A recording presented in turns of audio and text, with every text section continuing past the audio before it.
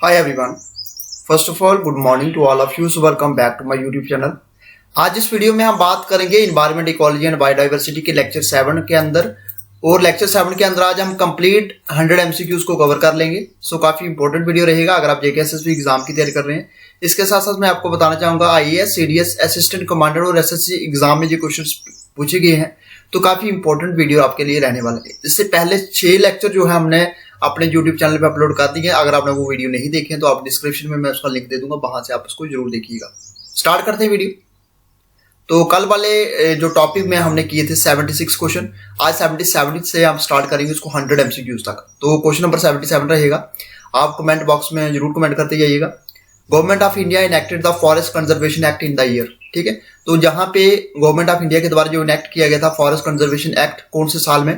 1976, 1980, 1983 या 1988। यूपीपीसीएस 2017 के अंदर क्वेश्चन पूछा गया था। सो आंसर बनेगा आपका जहां पे ऑप्शन बी। ठीक है, तो 1980 के दौरान जो है गवर्नमेंट ऑफ इंडिया के द्वारा इनेक्ट किया गया था फॉरेस्ट कंजर्वेशन एक्ट। ठीक है, क्वेश्चन नंबर 78, इसमें से आपने बताना कि कौन सा जो है करेक्ट नहीं है रिलेटेड ऑर्गेनिक फार्मिंग से। ठीक है, ऑर्गेनिक फार्मिंग से कौन सा करेक्ट नहीं है? असिस्टेंट कमांडर 2017 के अंदर क्वेश्चन पूछा गया। It does not use genetically modified seeds. Synthetic pesticides or fertilizers are not used. It uses minimal crop rotation. It uses ecological protective practices. So answer बनेगा आपका जहां पे ऑप्शन सी। ठीक है, तो ये जो है ये करेक्ट नहीं है ऑर्गेनिक फार्मिंग से। It uses minimum crop rotation. ठीक है, तो बाकी सभी ठीक है। इसमें आप जेनेटिकली मॉडिफाइड सीड्स को यूज करते हैं। सिंथेटिक पेस्टिसाइड और फर्टिलाइजर्स आर नॉट यूज्ड और इकोलॉजिकल प्रोटेक्टिव प्रैक्टिसेस, ये सारी की सारी चीजें सही हैं, बाकी ये करेक्ट नहीं है। अब जहां पे आप देख सकते हैं ऑर्गेनिक फार्मिंग क्या होती है। ऑर्गेनिक फार्मिंग को हम डिवाइड कर सकते हैं। ये एक एग्रीकल्चरल प्रोसेस होता है जिसको यूज किया जाता है बायोलॉजिकल फर्टिलाइजर्स और pest control acquired from animal और प्लांट बेस्ड। ठीक है, तो प्लांट बेस्ड जैसे गांव में आप ज्यादातर देखते हैं। ऑर्गेनिक फार्मिंग जो है एक्चुअली एक इनिशिएटेड है to the answer to the environmental suffering caused by the use of chemical pesticides and synthetic fertilisers. Inorganic आपका थोड़ा सा उल्टा हो गया। तो इनऑर्गेनिक में हम यूज करते हैं मैन मेड प्रोडक्ट में, जिसमें आपकी पेस्टिसाइड्स हो गए, हार्बिसाइड्स हो गए, एंटीबायोटिक्स हो गई, हॉर्मोन्स हो गए और अदर जो केमिकल्स होते हैं जो यूज किए जाते हैं ताकि जो ग्रोथ रेट है क्रॉप्स का उसको इंक्रीज किया जा सके। ऑर्गेनिक और इनऑर्गेनिक में ये डिफरेंस है। ज्यादातर गांव में ऑर्गेनिक यूज करते हैं और बड़े बड़े शहरों में जैसे बड़े बड़े किसी के पास काफी ज्यादा जमीन, तो वहां पे इनऑर्गेनिक फार्मिंग होती है। ठीक है, नेक्स्ट क्वेश्चन। इसमें से आपने बताना है कौन सी डिजीज जो होती है वो होती है कैडमियम पोल्यूशन से। ठीक है, तो असिस्टेंट कमांडर 2017 के अंदर क्वेश्चन पूछा गया। Minamata, itai itai, fluorosis, blue baby syndrome. So answer बनेगा आपका जहां पे ऑप्शन बी। ठीक है, इटाईटाई ये डिजीज है, ये होती है कैडमियम पोल्यूशन से। थोड़ा सा साथ में देख सकते हैं इटाईटाई डिजीज क्या होती है। ये आप देख सकते हैं जैसे मैंने आपको बताया, ये होती है ह्यूमन एक्टिविटीज से रिलेट जो होती करती है इंडस्ट्रियलाइजेशन। और this condition was first recognise इसको किया गया था जापान में 1960 के दौरान। ठीक है, और इटाईटाई डिजीज की characteristic osteomalacia with severe bone pen होती है और एसोसिएटेड होती है रेनल ट्यूबुलर डिस्फेक्शन से। मिनामाता डिजीज क्या होती है? ठीक है, ये पॉइजनिंग विद न्यूरोलॉजिकल सिम्टम और caused by the daily consumption of large quantity of fish. ठीक है, फिश और shellfish that were heavily contaminated with toxic chemical generated in chemical factories and then discharge into the sea. और इसके साथ साथ fluorosis क्या होता है? एक कॉस्मेटिक कंडीशंस दैट इफेक्ट जो टीथ को इफेक्ट करता है। ठीक है, और over exposure to fluoride during the first 8 years of life. This is the time जब मोस्ट जो परमानेंट टीथ होते हैं are being formed. After the teeth come in the teeth of these affected by fluorosis made appear mildly discoloured. और blue syndrome जो होती है वो it is caused by the nitrate contamination in ground water resulting in decrease oxygen carrying capacity of haemoglobin 2 in babies leading to death. तो ये कुछ एक साथ साथ में मैंने आपको बता दी। यहाँ पे क्वेश्चन नंबर 80, एनपीपी यानी कि net primary productivity is highest for, कहां पे होती है ज्यादा net primary productivity? Assistant commander 2017 के अंदर ये क्वेश्चन पूछा गया। ट्रॉपिकल फॉरेस्ट है, स्वैम्प्स है, रीफ्स है या Woodland and shrubs.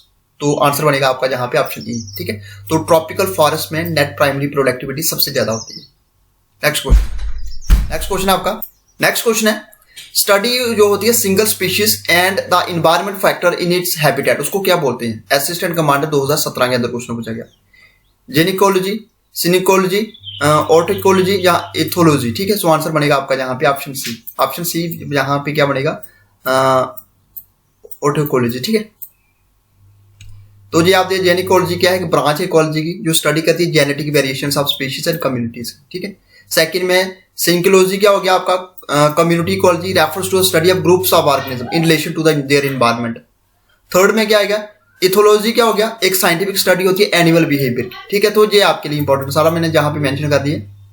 Next question number 82, ecological niche of an organism relates to, ठीक है। असिस्टेंट कमांडर 2017 के अंदर क्वेश्चन पूछा गया, इकोलॉजिकल जो निच है ऑफ एन ऑर्गेनिज्म किससे रिलेट करता है?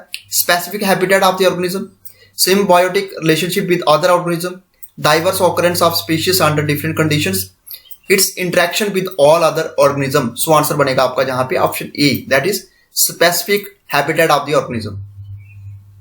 Question number 83, the term biomagnification is referred to as, किससे रेफर करता है? असिस्टेंट कमांडर 2017 के अंदर क्वेश्चन पूछा गया। Increase in the body weight, uncontrolled growth of harmful organism, accumulation of increasing amount of non degradable pollutants through food chain, या increase in the number of bacteria in the culture medium. So answer बनेगा आपका जहां पे option C, ठीक है। तो ये refer करता है आपका इसमें accumulation of increasing amount of non degradable pollutants through food chain, ये आपका ऑप्शन सी बनेगा इसका right answer. Next question number 84, which are the following is the following statement about air pollution caused by diesel engine is correct, ठीक है। तो ये assistant commander 2017 के अंदर क्वेश्चन पूछा गया जहां पे बताया गया है इसमें से कौन सा करेक्ट है, ठीक है। Air pollution caused by diesel engine, ठीक है। ये प्रोड्यूस करता है large quantity of carbon monoxide at lower and high temperature, जहां large quantity of nitrogen oxide at lower high temperature.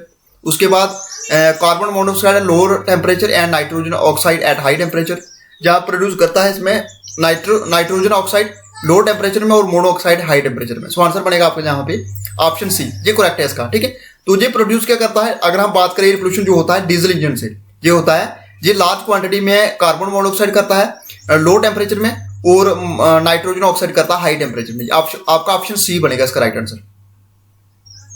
Question number 85, इसमें से जो है कौन सा है उसको डिकम्पोज नहीं किया जा सकता बैक्टीरियल एक्शन से, ठीक है। असिस्टेंट कमांडर 2017 के अंदर क्वेश्चन पूछा गया। वेजिटेबल रिमेन्स बिल्कुल डिकम्पोज किया जा सकता है। प्लास्टिक मटेरियल ये डिकम्पोज नहीं होता है। एनिमल कैरकेसिस ये डिकम्पोज हो जाता है। वेस्ट ऑफ फ्लावर ये डिकम्पोज हो जाता है। ऑप्शन बी बनेगा इसका राइट आंसर, ठीक है। तो बी इसका राइट आंसर है जिसको डिकम्पोज नहीं किया जा सकता है बैक्टीरियल एक्शन से। बाकी first A, C and D ये डिकम्पोज किया जा सकता है, ठीक है। Next question, sustainable development goal SDG which were adopted by UNO in place of the Millennium Development Goal MDG 2015 aim to achieve the 17 goal by the year, ठीक है। तो सबसे पहले आपने बताना कि एसडीजी कब बना था। एसडीजी बना था 2015 के अंदर, ठीक है। तो इसका एक एम है कि जो जिसको अडॉप्ट किया था यूएनओ ने मिलेनियम डेवलपमेंट गोल को चेंज करके, और 2015 के अंदर इसका मेन एम है 17 गोल को अचीव करना। कौन से साल तक? 2020, 2030, 2040 या 2050, ठीक है। तो आंसर बनेगा आपका जहां पे ऑप्शन बी, ठीक है। 2030 का टारगेट रखा गया है। एसडीजी बना कब था? 2015 में। आप ये कमेंट बॉक्स में आप जरूर आंसर करते जाइएगा मिलेनियम डेवलपमेंट गोल जो है कब बना था, ठीक है। इसको कब स्टैब्लिश किया गया था। जी आप देख सकते हैं जहां पे 17 इसके गोल हैं। नो पॉवर्टी से स्टार्ट होता है और साथ में इसका आपका चलता है जस्टिस और स्ट्रॉन्ग इंस्टीट्यूशन से। ये 17 गोल है जिसको 2030 तक इसको अचीव करना है, ठीक है। तो ये आपके लिए इंपॉर्टेंट, आप इसको जरूर पढ़ सकते हैं। Next question, Venus, the first environment research satellite, was launched in August 2017 by which one of the following countries, ठीक है। तो ये सीडीएस 2017 के अंदर क्वेश्चन पूछा गया कि वीनस जो था फर्स्ट इन्वायरमेंट रिसर्च सैटेलाइट था, बाद जिसको लॉन्च किया गया था अगस्त 2017 के अंदर। इसमें से कौन सी कंट्री ने? इंडिया, रशिया, चाइना या इजराइल। सो आंसर बनेगा आपका जहां पे ऑप्शन डी, इजराइल, ठीक है। इजराइल इसका राइट आंसर है।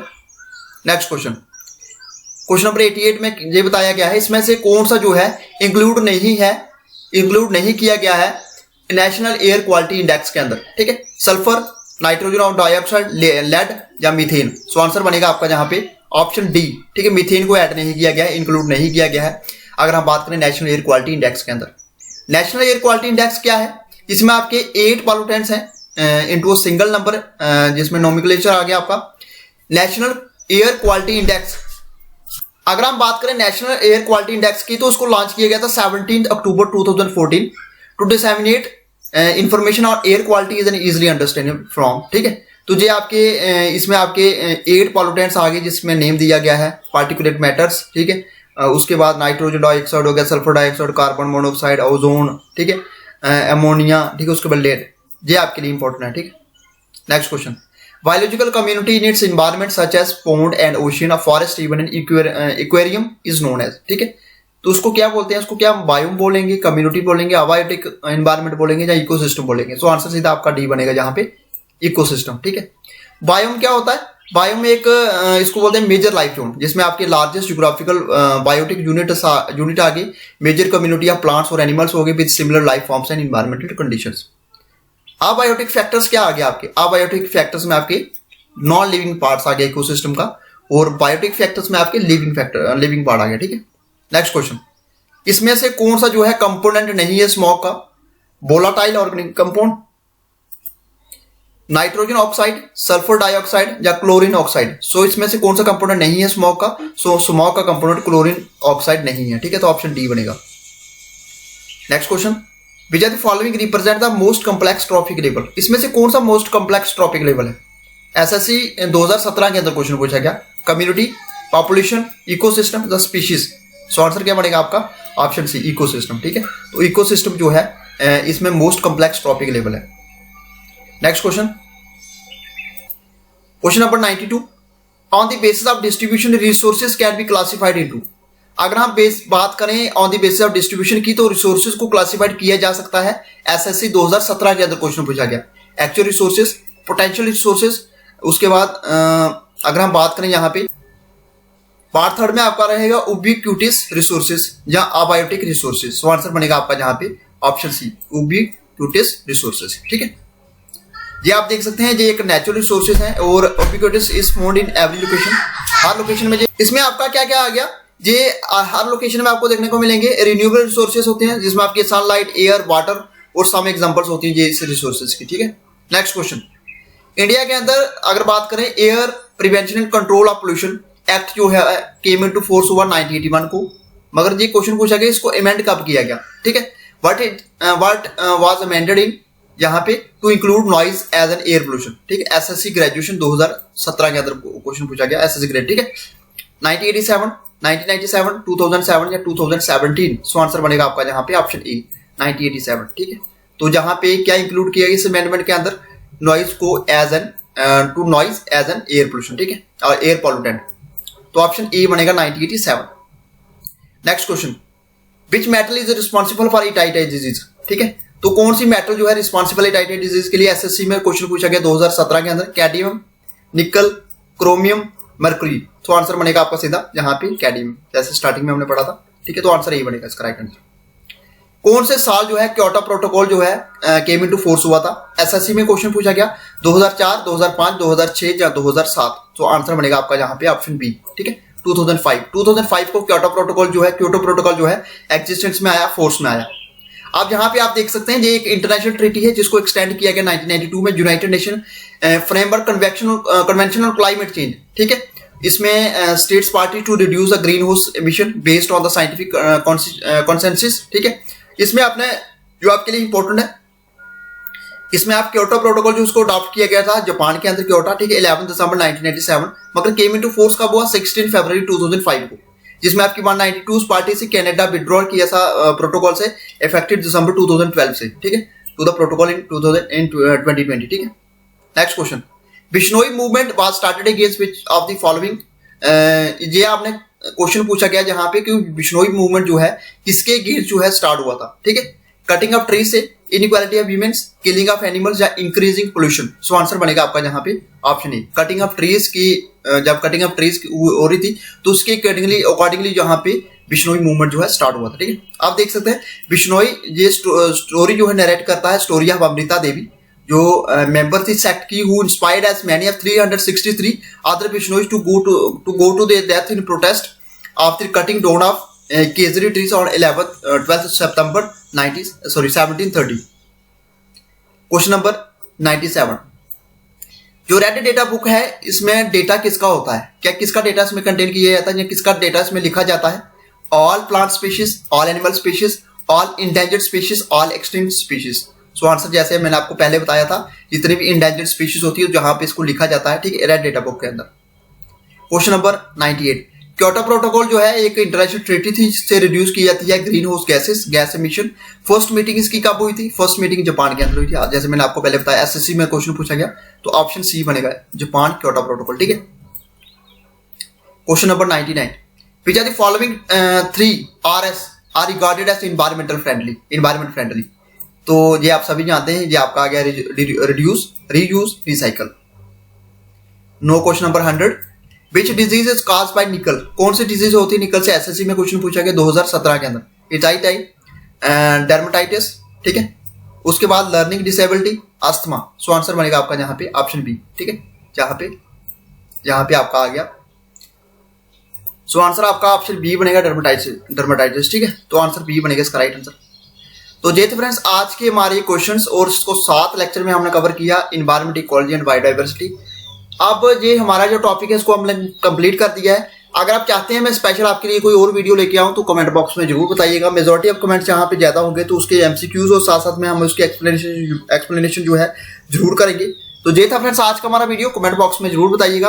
वीडियो अच्छा लगा तो वीडियो को लाइक करें, शेयर करें और सब्सक्राइब करें हमारे यूट्यूब चैनल को। Thank you friends, goodbye, take care.